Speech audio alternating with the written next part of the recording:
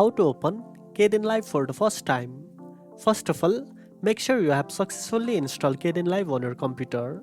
If the installation is complete, you are ready to open the program.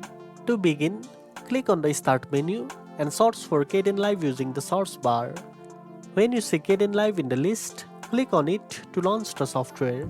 The first time you open Kdenlive, it might take a few seconds to load as it sets up default folders and configuration files.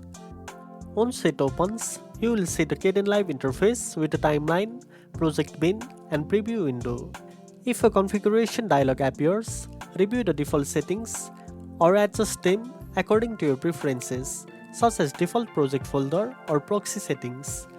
You can always change these later in the settings menu. Now, you are ready to start your first video editing project. You can import media files, drag them onto the timeline, and begin editing. And that's it. Now you know how to open Kdenlive for the first time. If you found this video helpful, don't forget to like, share, and subscribe for more tech tips. Thanks for watching, and I'll see you in the next one.